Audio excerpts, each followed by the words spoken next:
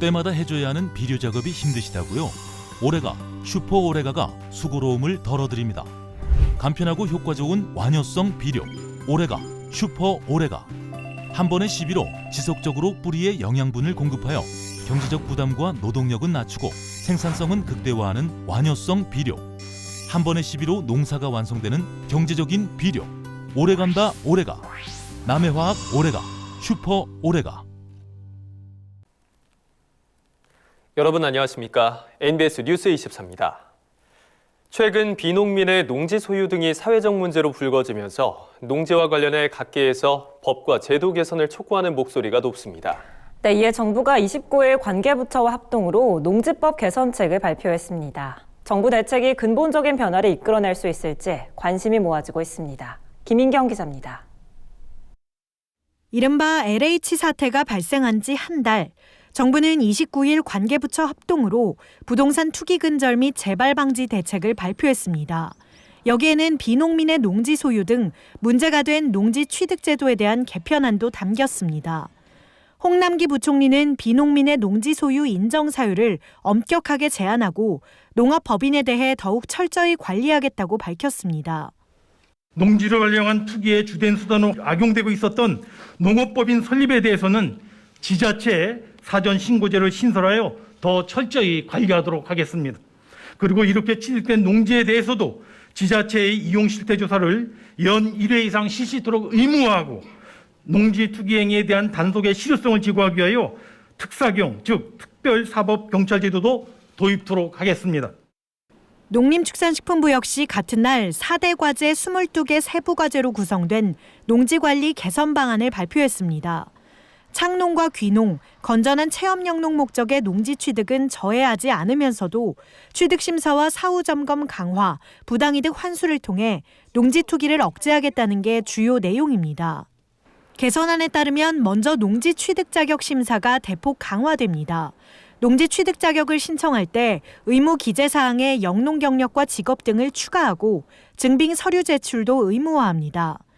아울러 주말 체험 영농 용도의 농지를 취득할 때도 체험 영농 계획서를 제출해야 합니다. 심사 체계 강화를 위해 지역 농가와 전문가 등으로 구성된 농지위원회도 설치합니다. 이 위원회에서 농지 취득 자격을 심의할 예정입니다. 투기 우려 농지에 대한 사전 사후 관리 체계도 더욱 확실히 정립됩니다. 투기 우려 지역의 농지를 취득할 땐 농지위원회 심사가 의무화되고 농지를 공동 취득할 경우 소유자별로 농지 위치를 특정해 증빙 자료를 제출해야 합니다. 이와 함께 농업법인 사전신고제가 도입됩니다. 부동산업을 영위하는 불법 농업법인을 근절하기 위해서입니다.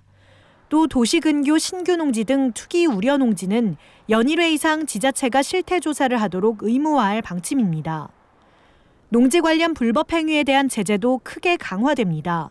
투기 목적으로 농지를 취득한 경우 1년의 처분 의무 기간 없이 곧바로 강제처분 명령이 내려지고 강제처분 미이행 시 부과되는 이행 강제금도 토지가액의 25%로 상향됩니다.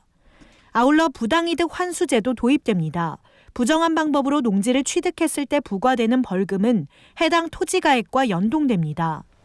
현행 5천만 원 이하의 벌금에 그치지 않고 토지가액에 해당하는 금액으로 벌금 상한선을 높이겠다는 겁니다.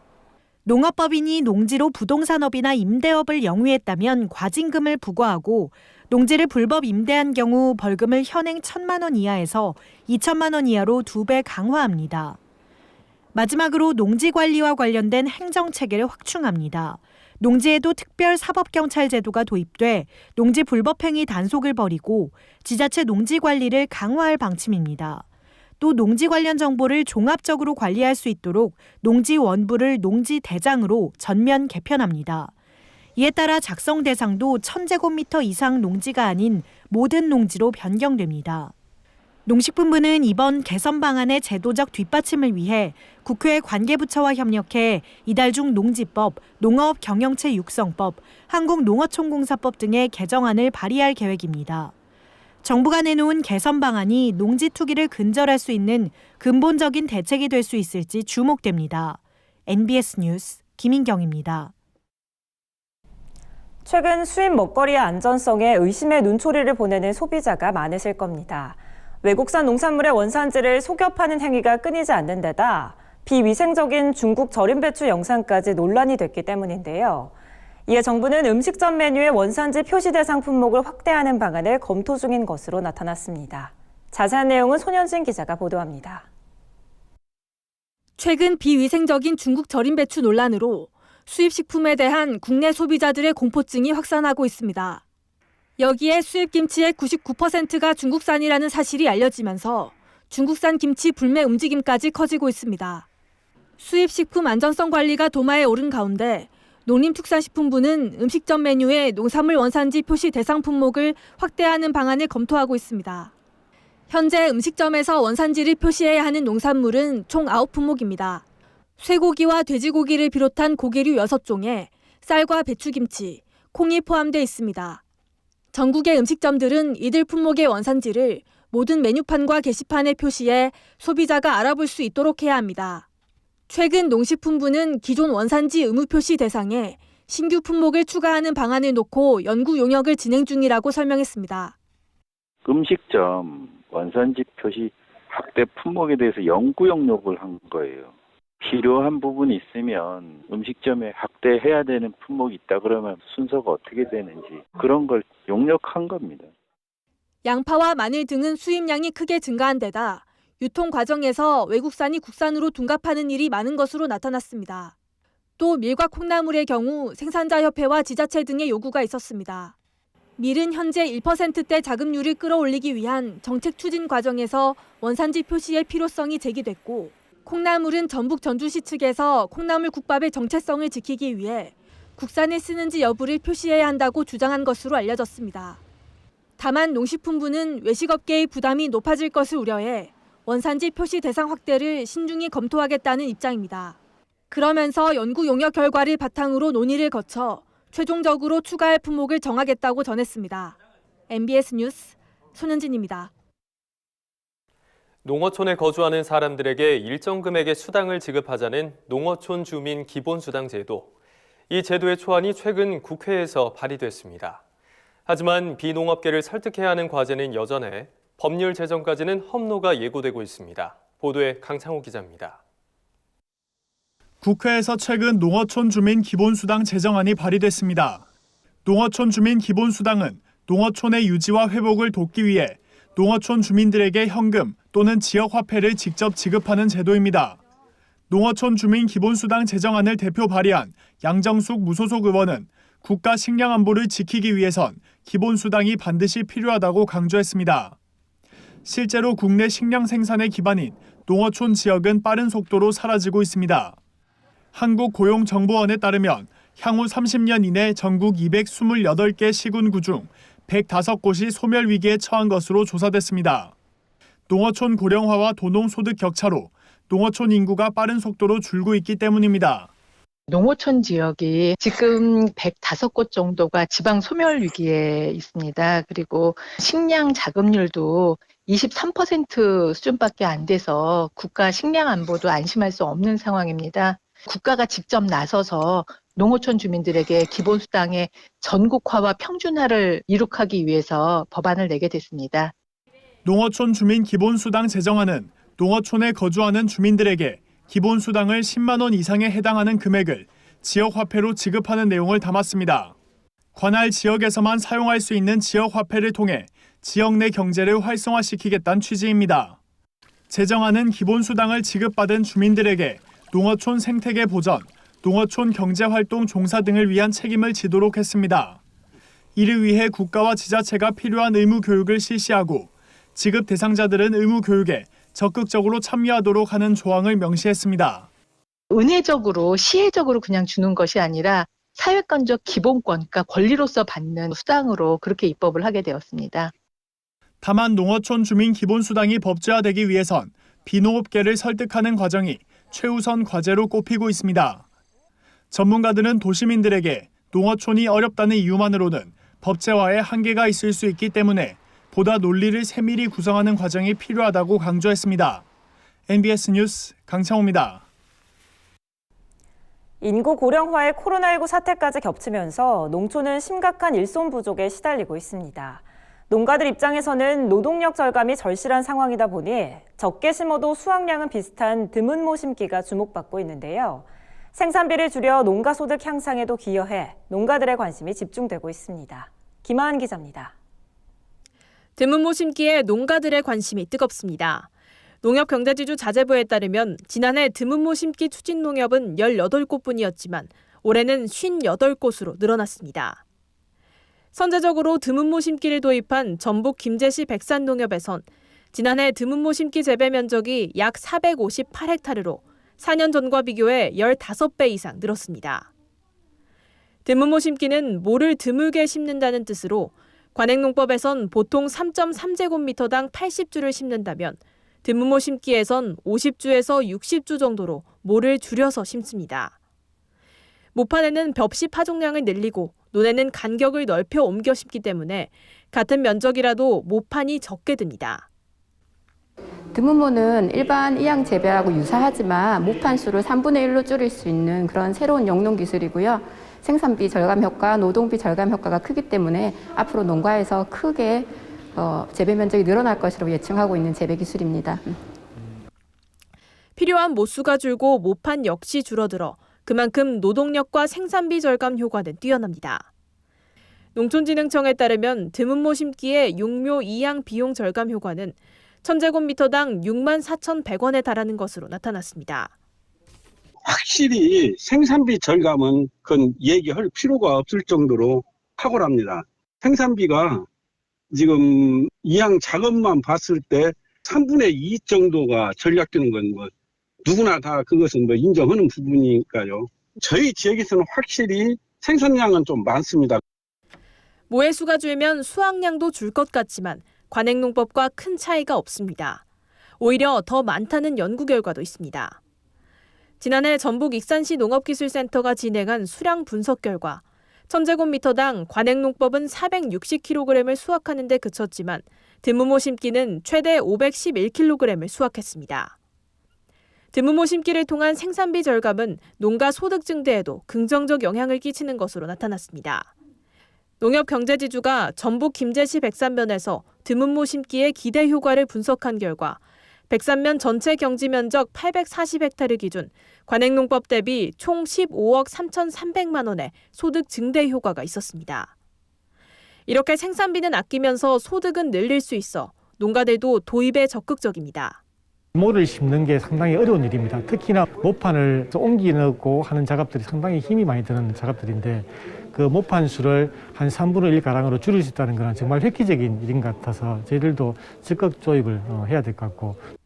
적게 심어 노동력은 줄이고 많이 수확해 농가 소득은 늘리는 드문모 심기.